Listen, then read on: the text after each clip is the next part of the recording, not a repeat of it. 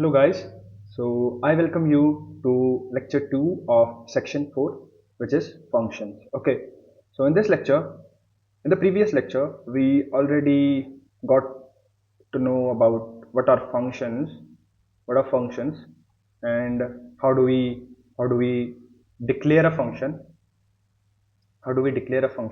and how we call the functions. Okay, how we call the functions. Okay, in this lecture, what we are going to do is that we are going to look uh, for two main, ways uh, in which we pass the parameters to the functions. Okay, parameters passing. Okay, so there are two ways of passing the parameters into a function. So these ways are, the first one is call by value. Okay, call by value, and the second one is call by reference. Okay, call by reference. Okay, now you need to know what is this call by value and what is this call by reference. So these are important things that we are going to discuss in this lecture. Okay, so yeah, before moving on to this parameter passing, let me discuss some more points regarding the functions. Okay, so uh, yeah, so if I already told, I gave you example of integer type of functions and void type functions. I already told you that void functions do not return anything. Okay, they do not return anything. All the statement within this function, let's suppose we have a function of type void having name print. Okay, print. Okay, and we are not passing any parameter here. Okay, and there are some statement. So this is the function body. Okay, this is the function body. All the statement within this comes under the function body inside the two curly braces. Okay, so all these statements get executed. Okay, but it doesn't return anything, so we won't use return statement here in the void function. Whereas when the function has a type, let's say it has a type int, let's say it has a type string, so a function of type int is going to return an integer value only. Okay, a function of type string is going to return a string value only. Okay, a function of type character is going to return character value only, character value. Okay, a function of type boolean is going to return boolean value only. Okay, either 1 or 0, or either true or false. Okay, so yeah, this was all about the return type and return function. This was the review of the previous lecture. Now let's move on to the function parameter passing. Okay, so the first thing that we are going to discuss in parameter passing is call by value. Okay, now what is this call by value? Okay, so what happens is that, let me write an example program for you. So let's suppose I write a program this way. Okay, so I write has include. Okay, has include uh, IOStream. Okay, has include IOStream. Then I write using namespace standard. Okay, and now let's say I define a function void uh, increment. Okay, I give it the name increment, and I pass one parameter of type integer. Okay, int num. So what this function does is that it increments the value of num. Okay, so let's say I do num plus plus here inside the function, and then I try to print the value of num. Okay, okay, okay. So now let's say within the main function. Okay, uh, within the main function, let's say I try to call this function. Okay, so I try to call it by first declaring an integer variable. Let's say int a is equals to 2, and then finally I call this function. So increment, and I pass the integer, you know uh, this what we used to call this parameter. This was formal parameter. Okay, this was formal parameter, and the parameters that we used to pass in function calling, these were called as actual parameters. Okay, actual parameters or argument. Okay, or arguments. Okay, now let's say we pass a here. Okay, so and let's say this function ends here. Okay, So what happens is, we have declared the value of a as 2. Now if we pass it as the actual parameter in the increment function, so what happens is, we go to the increment function. Okay, we go to the increment function, and here first statement executes. So the value of num is equivalent to a, right? So num becomes the value of a, which is 2. Okay, so num gets increased in the first in the execution of the first statement. So here num becomes num plus 1, which is 2 plus 1, which is 3. Okay, so num becomes 3 now. And finally, when the second statement gets executed, the num gets printed on the screen. Okay, so 3 gets printed on the screen. So the output of this will be 3. Okay, this only this thing has the output 3. But let's say now we extend this function. Okay, let's say now we extend this function, and let's say now we try to print one more thing here. Okay, so let's say now we try to print the value of a as well below it. Okay, so what happens is, this function prints the value 3, whereas the value of a will be 2 only. Okay, the value of a do not changes.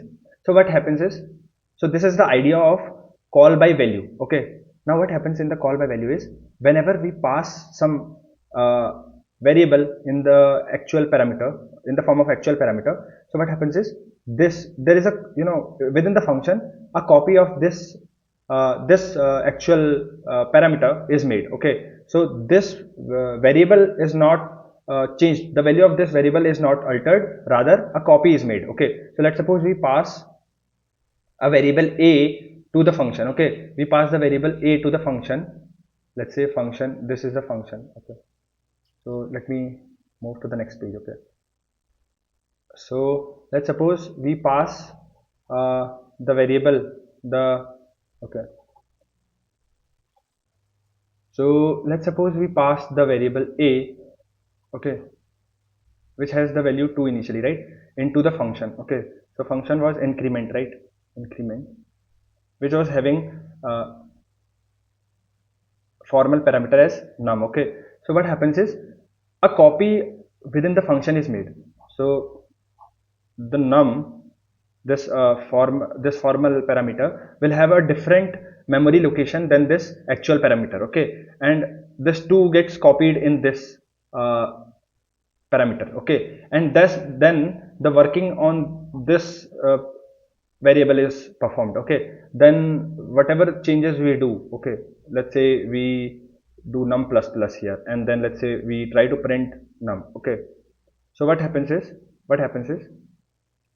as these both a and num are at different memory locations, so this is, let's say, at 16,384, and this would be at, let's say, 18,322. Okay, so the memory location will of both the variables is going to be different. Okay, and this is going to get copied in the formal parameter. Okay, the value of the actual parameter gets copied in the formal parameter, which is the parameter that is defined in the function definition. Okay, and then the changes occur in this value. Okay, and this value remains the same, the value of a remains 2 only. Okay, so this value gets changed. Now when we increment num, so what happens is,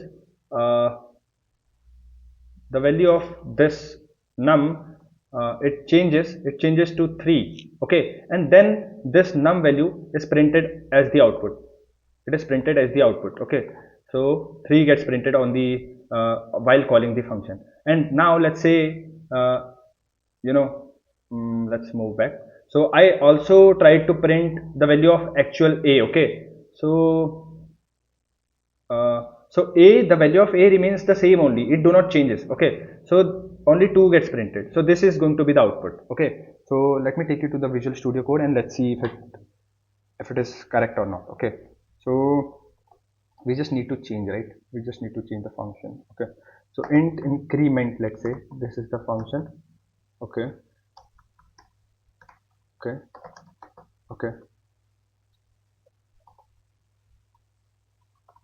okay, so what we do here is num plus plus, and we finally try to print num. Okay, so let's say the value of a we have passed as 10 here. Okay, so if we try to call the function now, increment a, the value of a gets printed as 11 because a gets incremented first. Okay, not a actually, num gets incremented first. Okay, the value of a is copied into num and then num gets incremented and num gets printed. Okay, and the memory location of num is going to be different from a. Okay, so a do not get changes. Okay, so let's look at the output now. Okay, so the output is 11. Okay, now but now if we try to print the value of a, okay, let's see what we get as output. Okay, we will get 11 and 10 as the output. Yeah, so the value of a remains the same. Okay, it is not going to change. So this is what we call as call by value. Okay, we pass the value of a and not the memory location of a. Okay, so yeah, this was all about the call by value. Now we will move to call by reference. Okay, so in the call by, the second uh, uh, type of function parameter passing is call by reference. Okay, call by reference. Now you need to listen to this carefully. Okay, now what happens in call by references? So let's suppose we pass, we had a function increment, right, which used to increment the value of num. Okay, earlier we passed num this way. Okay, in call by value. Okay, we incremented num inside the function and then we finally tried to print it, right, this way. Okay, but now let's suppose, so what used to happen in call by value? So in call by value, this num, the value, we passed a into the function calling, right, when we called the function inside the main function, when we called the function increment inside the main function. Okay, this should be void, right, it is not returning anything. So when we called the function, we passed a here, right. So what happens in call by value is that the value of a was 10, right. So the value of 10 gets copied into a num variable. Okay, and this would be a. Okay, and the memory location of a num variable is not equal to the memory location of a variable. So if we change this value, the value of num, the value of a remains unaffected. Okay, it do not change. Okay, this was call by value. Okay, now we consider a different condition. Okay, so let's say, let me write the program again. So has include IOStream. Okay, using namespace standard. Okay, and main void. No, actually, let's erase this. So let's say we write the function this way now. We write increment, but instead of passing the value, we pass the memory location. How do we pass the memory location? We write and here. Okay, and num. Okay, this way. Now this AND operator means we are going to pass the memory location of num variable. Okay, and not num, we are going to pass the memory location of this particular variable. Okay, so we have defined the function this way. This is the function definition. Okay, let me write the function first. So let's say I increment the value of num and let's say I try to print it now. Okay, print it now. Okay, so what happens is this is the function definition. Okay, this whole thing is the function definition. And now let's say within the main function, int main function. Okay, let's say we define a variable int a is equals to 2. Let's say we call the function now, increment function. Okay, increment, we pass the value 2 here, we pass the a here. Okay, so what will happen is that according to definition, okay, this represents int and num represents the memory location. So when we pass a, the memory location of a is going to be passed. Okay, so when we pass a, the memory location of a is going to be passed. Okay, memory location. Okay, memory location of a. So yeah, so when we pass a, let's suppose we also print the value of a now. Okay, after this. Okay, so now in this case what happens is the memory location of a gets passed to the function increment. Okay, so what will happen is that here, let's suppose this is the a variable, it is having the value 2, right? And let's suppose its memory location is 16,384. Okay, let's suppose we have supposed this value. Okay, this is not in the form of numerical value only. Okay, I have assumed it to be a number. Okay, so let's suppose this is the location number of the variable a. Okay, so this location is passed to this function. Okay, now what happens is that when we increment the num, so what happens is that num also points to the same variable. Okay, when we pass the memory location of a, then num will point to the memory location of a, which is 16,384 only. Okay, so it will point to this value, this location number only. And now when we try to increment num, okay, so what happens is that upon incrementing num, the value of a gets incremented. So a was earlier 2, now it becomes 3. Okay, because we post incremented it, so it also means num is equals to num plus 1. Okay, num plus 1.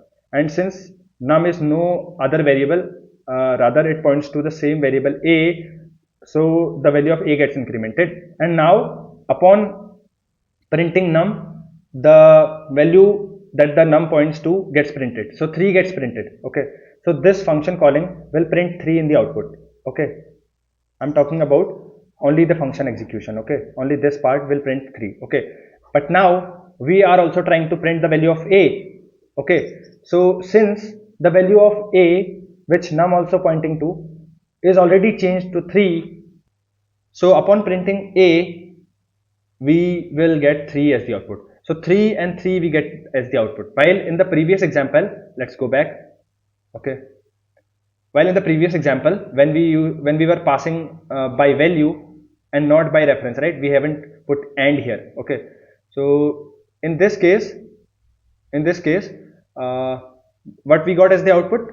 We got 3 and 2. Okay, so now let's look at the call by reference example. Okay, so let me take you to the screen again and let's see how it works. Okay, so yeah, so let's get back to the Visual Studio Code. Now let's pass this value. Okay, let's execute the code first. Okay, so what we were getting earlier as the output, earlier we were getting 11 and 10 because I have passed value of a as 10, right? Now let's say we pass this value by reference. Okay, you can put AND like this, you can space and AND, and you can also attach it with this num. Okay, doesn't matter. So I'll pass AND here. Okay, AND means I'm passing the address of a. Okay, when I call the function, I pass the formal parameter as a, right? So when a is passed into this function, that means according to definition, this represents a memory location. Okay, so the memory location of a gets passed to the function and not the value. Okay, so upon printing the result, we'll get 11 and 11 as the output. So yeah, this was all about the call by value and call by reference. Okay, so now in the previous lecture, I forgot to tell you about one more thing. Okay, so let's look at that thing. Okay, so we functions in C++ are of two types. Okay, one is the library function. Okay, library functions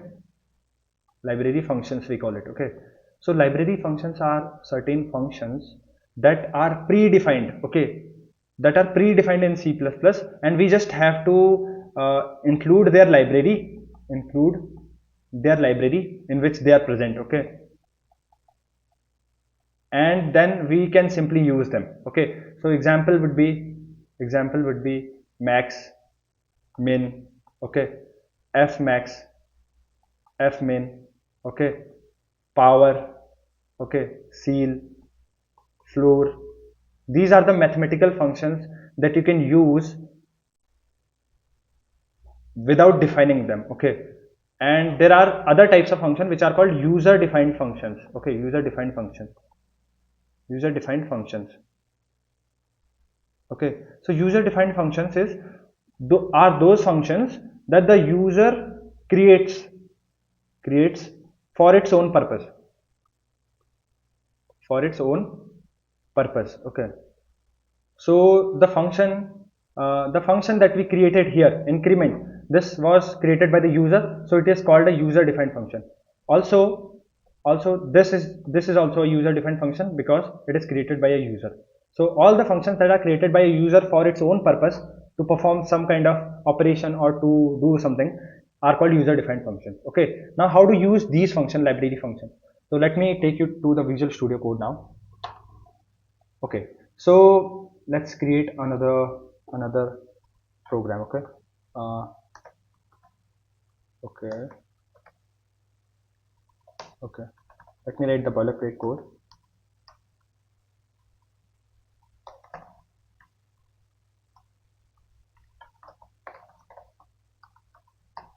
Okay, so let me define the function. Okay, so uh, I told you that we will include the library, right?